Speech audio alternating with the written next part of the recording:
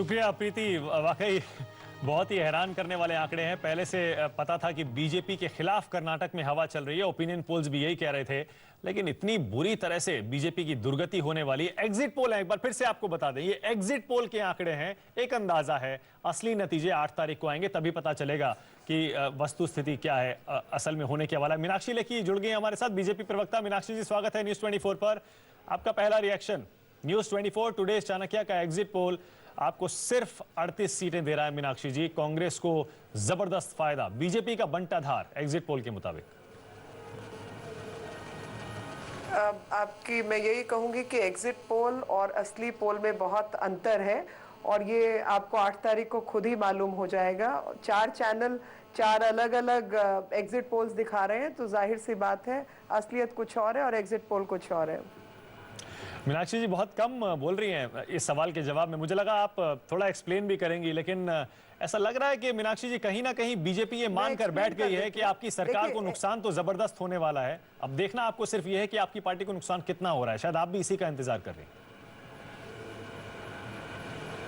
नहीं, देखिए, येदियुरप्पा जी के बारे में जो माहौल बना है वो जाहिर सी बात है, एक बहुत पॉपुलर लीडर है कर्नाटक के, वो एक विषय है।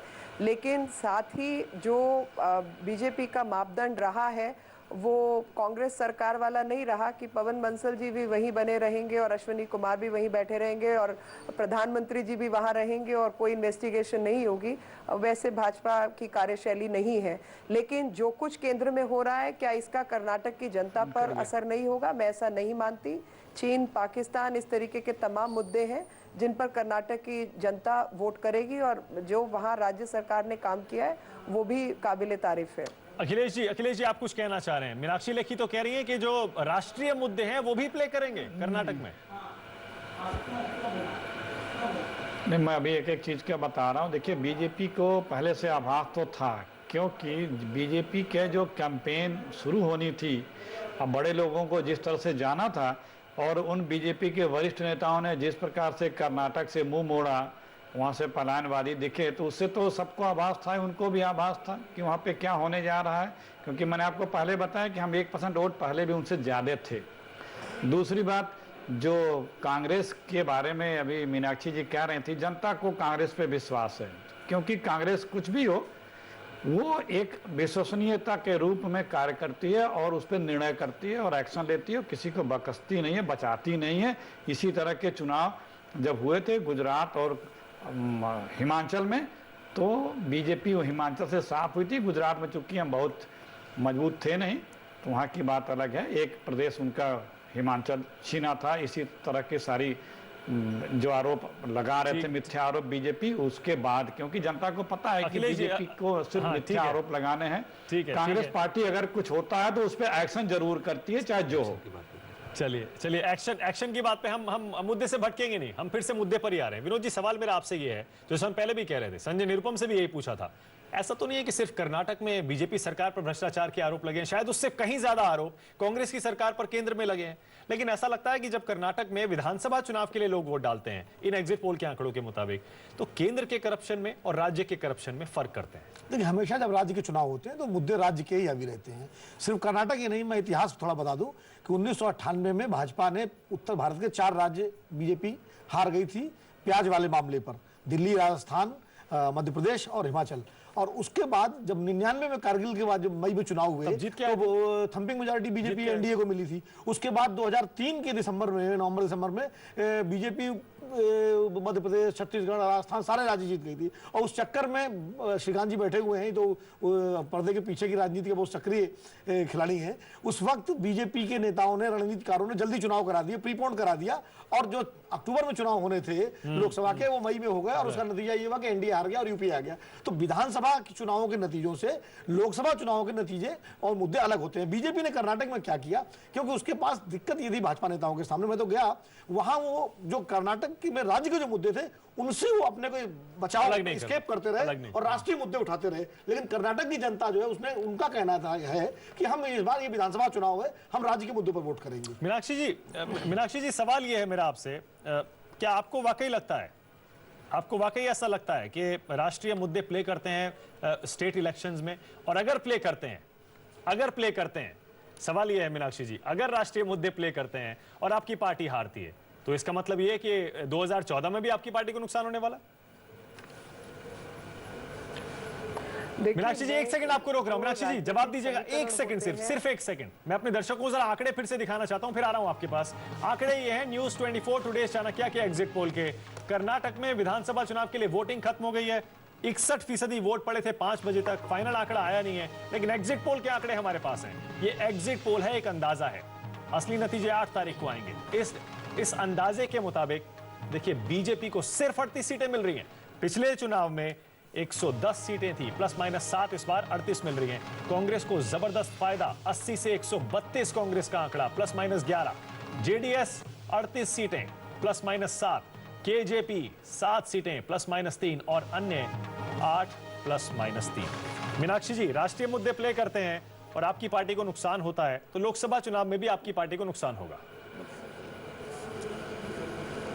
देखिए, जहां तक विषय आपने अभी 2-3 राज्यों के चुनाव का बताया, हर जगह जो चुनाव, अगर हम हिमाचल में चुनाव हारे तो वहां पर 8 ऐसे व्यक्ति थे जो हमारी ही पार्टी के थे, जिनको टिकट नहीं मिली थी, वो खड़े हुए थे और वो नंबर कटा, और अगर वो हो जाता तो हमारे कांग्रेस से ज्यादा नंबर था, तो वो फैक्टर प्ले किया, रिबेल फैक्टर।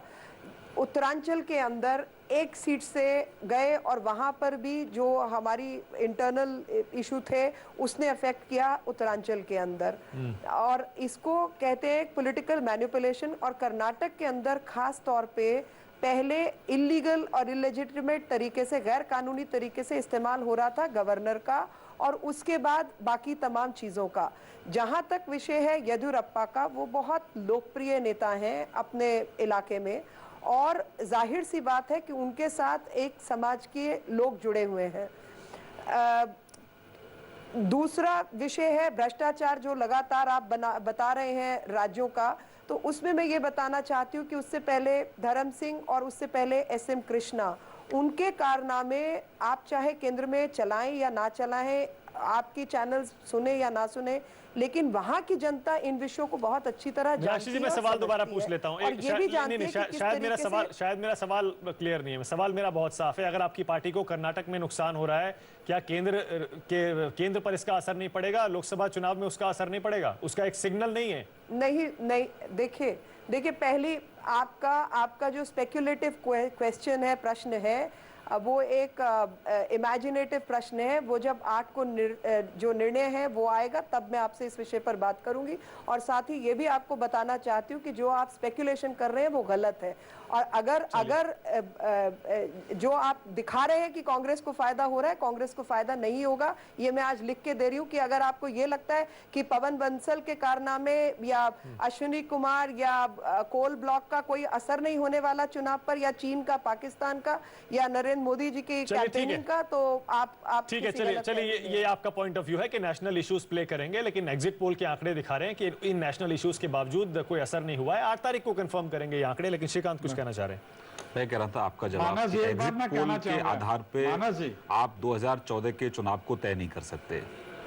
जहां तक कई बारी आपको राजनीति में बड़े कठोर निर्णय लेने होते हैं और उसका फायदा और नुकसान दोनों का आकलन आपको होता है, लेकिन हमने आज भ्रष्टाचार पूरे देश में है और देश की जनता, एक मिनट, देश की जनता ये उम्मीद करती है कांग्रेस से और बीजेपी से कि बीजेपी भ्रष्टाचार को लेकर क्या अपने लोगों पर कोई एक्शन करती है या सिर्फ अदालतों की तरफ देखती है। कांग्रेस की तरफ और हमारी तरफ लोग बहुत उम्मीद से देख रहे हैं।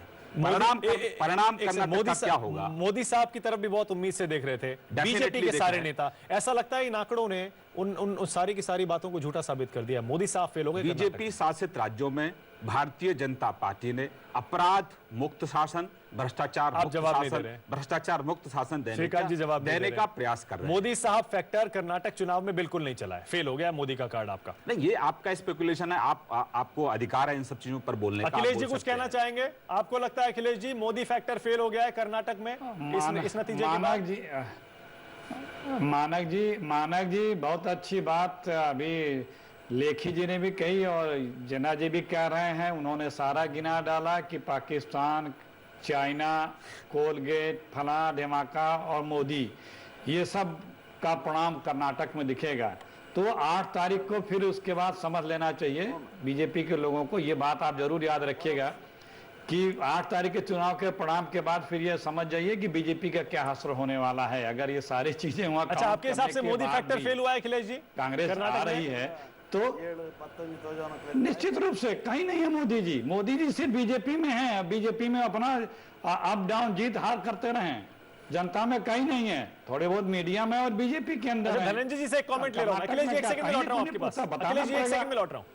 धनंजय जी आपको नहीं लगता है आप भी बीजेपी में रहे काफी समय तक? धनंजय जी बताना पड़ेगा कि ये जो अखिलेश जी एक सेकंड में आ रहा हूं, अखिलेश जी एक सेकंड में। धनंजय जी आप काफी समय बीजेपी में रहे हैं, आपको लगता है मोदी साहब शुरुआत में जब आए कर्नाटक में प्रचार करने के लिए काफी जबरदस्त रिस्पांस मिला, उसके बाद 2 स्पेशल पब्लिक मीटिंग और रखवाई गई उनकी?